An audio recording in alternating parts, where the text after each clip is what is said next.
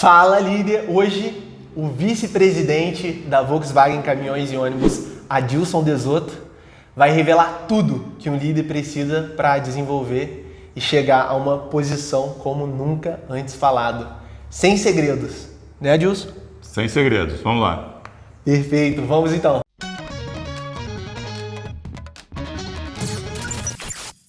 Se você quer desenvolver as suas competências de liderança, evite até piscar o olho, porque esse meu amigo vai contar pra gente as principais características e degraus que ele teve que escalar para alcançar resultados poderosos.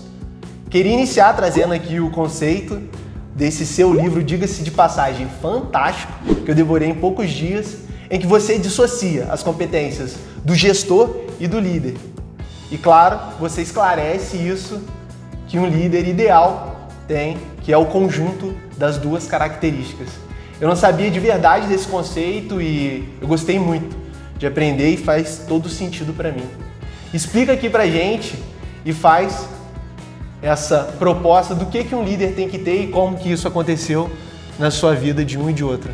Claro, mas o líder é aquele que dá a visão, ele traz o senso de propósito e ele é aquele que te influencia. Então você faz as coisas não por causa da hierarquia, do poder formal. Você faz as coisas por causa da influência que ele exerce sobre você e pela visão que ele coloca para você.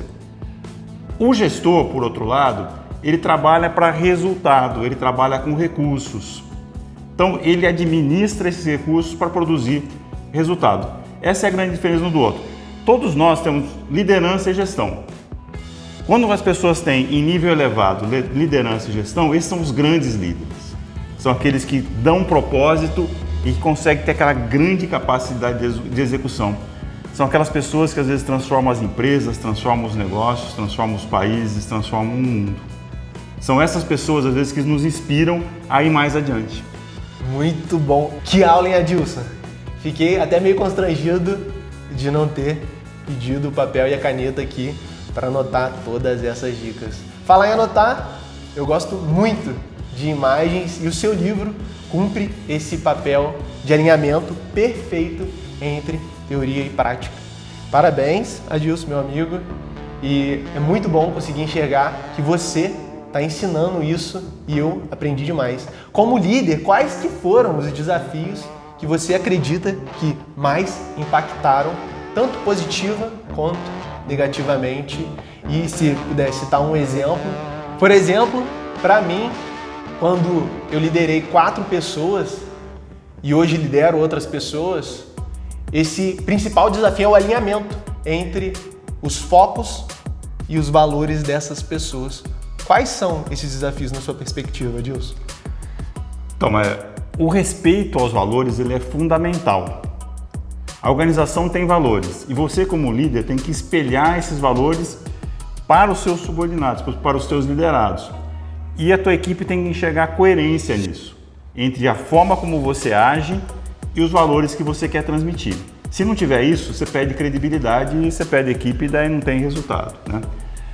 Os desafios são muitos, né? Na minha carreira, acho que os maiores desafios são quando você tem que gerir uma crise. A crise se instaura e você tem que achar caminhos. Então, às vezes você não tem muito tempo de planejar, muito tempo de organizar, mas você tem que manter a equipe unida. Então, o que é importante? Que você compartilhe os objetivos, que você tenha um processo de comunicação claro e que todo mundo saiba para onde está indo, respeitando os valores. A crise não é motivo para você desrespeitar os valores. E esse é um erro que às vezes muitos gestores e líderes cometem. Fantástico, que aula. Top, meu amigo. Essa importância do respeito aos valores me faz refletir muito, porque isso molda o que é o sucesso para nós. E quando isso nos guia, isso guia as nossas atitudes. Como é que a gente faz para definir o sucesso e saber que esse sucesso está alinhado ao nosso propósito ou da nossa empresa? E se não tiver, o que acontece? Aí tem outra coisa. Acho que as pessoas confundem muito sucesso com fama. E sucesso é uma coisa, fama eu acho que é outra. O sucesso tem muito a ver com realizar o propósito. Se você está realizando o propósito o seu propósito, o propósito que você tem para a tua carreira e para a tua vida, ser alguém de sucesso. Profissionalmente, né, existem vários tipos de profissionais e aí a forma de medir sucesso é diferente porque cada um tem um propósito diferente. Tem aquele cara que está lá para ganhar dinheiro. Ele vende o trabalho dele e quer receber no final do mês. O propósito dele não está lá de vida, está fora, está em outro lugar. O outro caso é aquele cara que é apaixonado pelo trabalho, ele adora o que ele faz. O propósito de vida dele está no trabalho, ele se realiza fazendo a profissão dele. E tem o terceiro tipo de pessoa, que é aquele que quer o poder. Ele quer ser reconhecido como autoridade. Então, para cada um desses, e não tem certo, não tem errado, é uma característica pessoal, sucesso é uma coisa completamente diferente. Então, depende da perspectiva. O sucesso é uma coisa que só se define quando você entende o seu propósito. Sem entender o propósito, você nunca vai entender realmente o que é o sucesso. Perfeito. Queria aproveitar e puxar o gancho agora e falar um pouco mais sobre esse segundo tipo de pessoa. Porque eu sinto certa identificação. Porque eu tenho um apreço genuíno, verdadeiro pelo trabalho que eu desempenho. Estar aqui, por exemplo, com você, recebendo esse caminhão de experiência, pegou trocadilho? Volkswagen, experiência, caminhão. E estar recebendo, isso é incrível. Essa experiência aqui não tem preço para mim. Eu estou trabalhando e aprendendo. Esse, sob as óticas dos meus olhos, é um mundo perfeito. Eu queria muito saber quando alguém que deseja ter uma carreira de sucesso, ser um líder que entrega resultados extraordinários, se pode fazer isso também, seja na própria empresa ou em uma empresa multinacional, como é o seu caso. Mas o que eu falei é a história do propósito, né? Tem que entender o propósito. Então, isso é fundamental, porque senão você não vai conseguir ter um caminho por onde andar.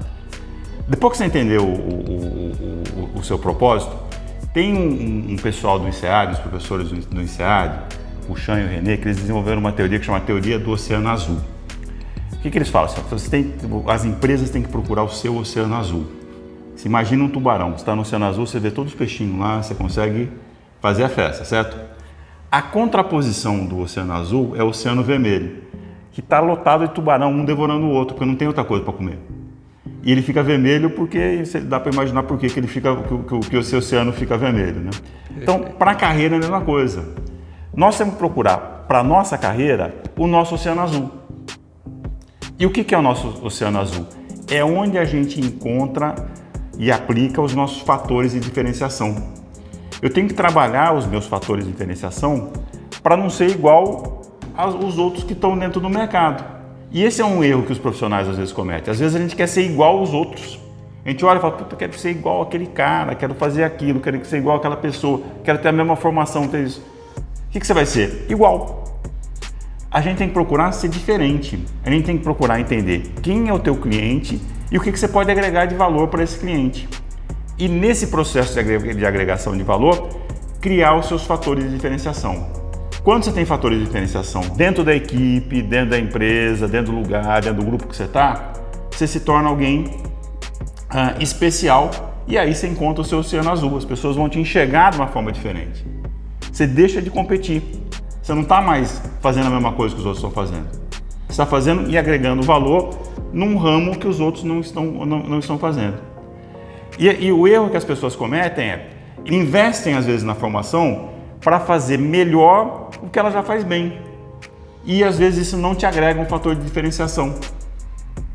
Você tem que trabalhar na tua formação para criar esses fatores de diferenciação. Eu acho que isso é uma coisa e um erro que muitos profissionais cometem. Muito bom, incrível. Aula de liderança e negócios aqui, pessoal. Ainda bem que eu estava anotando tudo aqui na mentalidade. E essa agregação de valor é fantástica. Colocando-me nessa posição de um líder, eu gero valor para a cadeia hierárquica, fazendo um ótimo trabalho. E como saber se as pessoas que estão sobre a minha responsabilidade estão fazendo esse papel de buscar agregar valor E o mais importante, como orientá-los para essa perspectiva. Porque, para mim, a atuação do líder é na gestão de pessoas, da rotina e, ao mesmo tempo, na gestão dos objetivos dessa equipe. E esse é o X da questão, equilibrar os três, certo? E ele se desdobra em papéis cruciais para a performance do time como um todo. E como é que eu conecto e guio os liderados para o mesmo propósito que o meu, Adilson? Mas então, do jeito que você terminou, eu vou começar. Primeiro, o propósito tem que estar claro. Vê que eu estou falando bastante de propósito hoje, né? Pela importância que isso tem e às vezes a gente relega isso para o segundo plano. As pessoas têm que entender o propósito. Então, o propósito tem que estar claro e tem que ser alguma coisa que faz sentido para as pessoas. Não pode ser um propósito que só faz sentido para a empresa. As pessoas têm que entender, quando elas estão fazendo aquilo, o que ela ganha também com aquilo. O propósito tem esse sentimento de agregar, de motivar. Ele dá sentido para o que você está fazendo. Então, o líder tem que cuidar que esse propósito tenha essa cobertura, que ele cubra os objetivos da empresa, mas cubra os objetivos do indivíduo também. Então, isso posto, você tem que passar a fazer o desdobramento dos objetivos. Quer dizer, os objetivos têm que ter um caráter coletivo. O teu time tem que comprar os objetivos.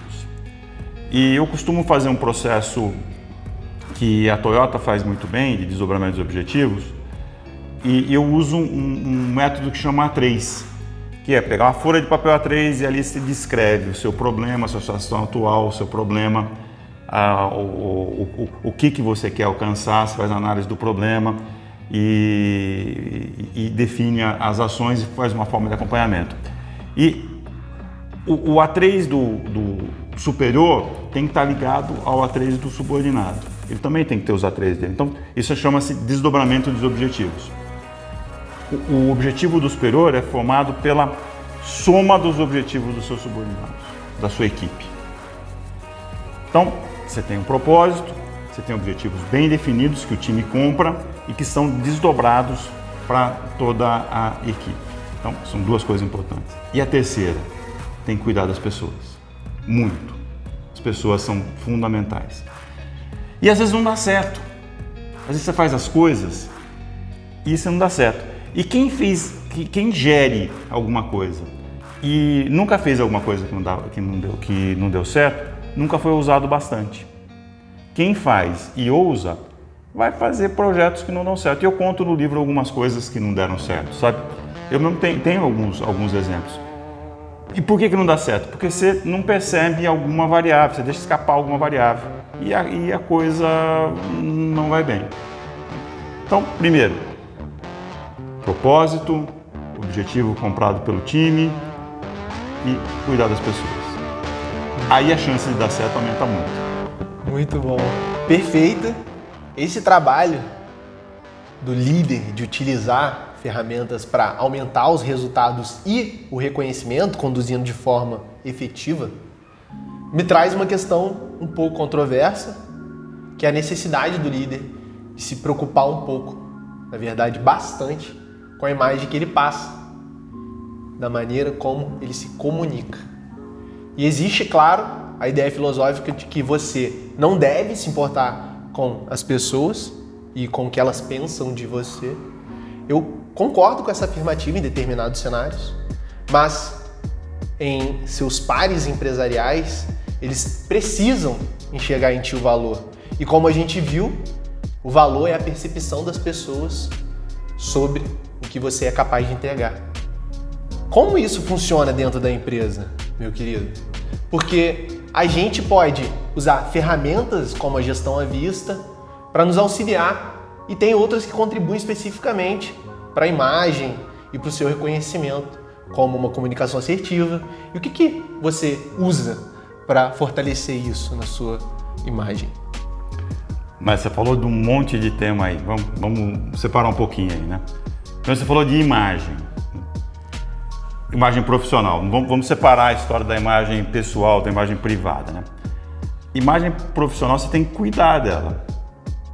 Primeiro, ela tem que refletir o que você tem por dentro. Se não for, você vira uma fraude e ninguém quer ter fraude. Então, ela tem que refletir o que você tem por dentro, né? Um erro que às vezes as pessoas cometem aí também é querer desempenhar um papel dentro da empresa e aí na rede social ele é um cara completamente diferente, né? As pessoas veem a rede social de todo mundo vê todo mundo. Então o cara que está lá trabalhando na empresa, olha o cara dentro da empresa, ele é um, olha ele na rede social, ele é outro. Como é que ele vai acreditar nessa pessoa? São dois. Qual está aqui hoje, né? Veio o A ou o B, né? Então a gente tem que ter coerência, né? Cuidar da imagem não significa que você vai produzir alguma coisa inverídica, só significa que você tem que transmitir confiança para as pessoas sobre quem você é. Isso é cuidar da imagem, né? E é fundamental, da mesma forma que os objetivos, a gente estava falando, né, só do SMART, né? Os objetivos têm que ser SMART. Eu falo que a comunicação ela tem que ser clear, ela tem que ser clara, as pessoas têm que entender o que você está falando, ela tem que ser específica. É um erro muito comum querer falar de um monte de coisa e ninguém entender nada, fala muito, falando que ninguém sabe o que está falando. Ela tem que ser autêntica. Nesse mundo de fake news, as pessoas têm que acreditar no que você está falando. Ela não pode estar achando que você está tentando criar uma situação. A comunicação tem que ser autêntica para ela ter validade. Ela tem que ser relevante. Se você não tem uma coisa importante para falar, não fale nada, fique quieto. Se você não acrescentar nada que você vai falar, então fique quieto, né? Não estou falando de bater papo furado, tomar aquele papo do cafezinho, não. Estou falando de comunicação dentro do ambiente de trabalho, né? E ela tem que ser recorrente, ela tem que ser repetitiva, ela tem que ser rotineira. Não adianta, sei lá, fala uma coisa, depois você vai querer falar de resultados. Aí você fala um mês, no mês seguinte você não vai, no outro você não vai, no outro você vai lá e fala de novo, entendeu? Ela tem que ter uma rotina. Quando você estabelece um processo de comunicação, isso vai ajudar muito ao líder ou ao gestor. Tem pessoas que são comunicadores natos ou inatos, né? Já nasce sabendo se comunicar. Outros precisam de um pouquinho de técnica.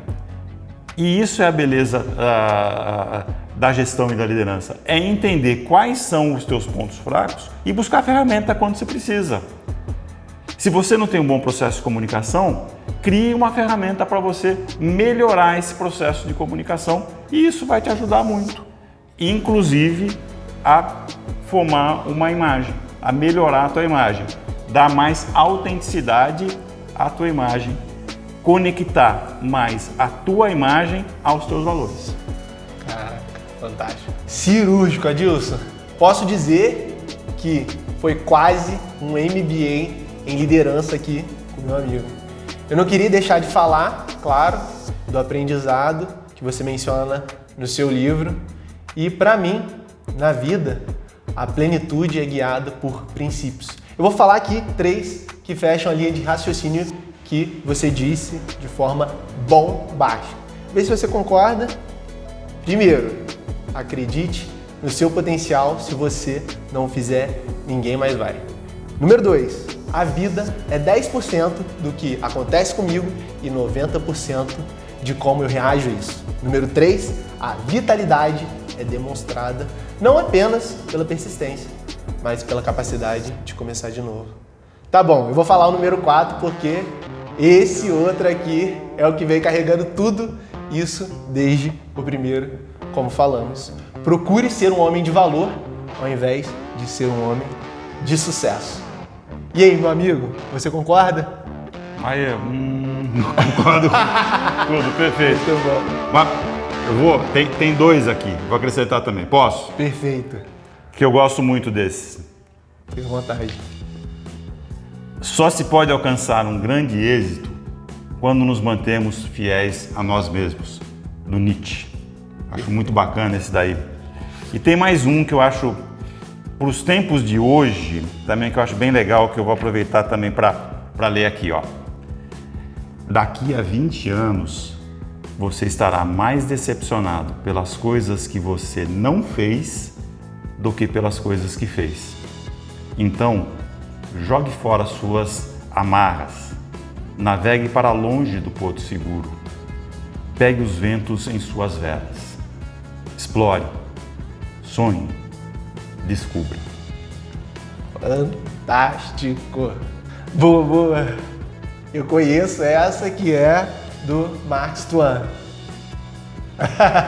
Agora é hora da despedida. Por isso, muito obrigado por estar aqui conosco até o final. Parabéns. Hoje você sai daqui apto para liderar grandes exércitos ou liderar um grupo da própria empresa. Você pode usar a gestão à vista e uma ótima comunicação para conectar tudo isso. Por falar em comunicação, clica, já deixa o like, se inscreve no canal e ativa o sininho, porque esse conteúdo vai transformar a sua vida. Até o próximo. E não esquece, livro do Adilson, tá lá para quem quiser. Acesse o LinkedIn do meu amigo Adilson Desoto, 35 anos de gestão e liderança. Não é para qualquer um. Valeu!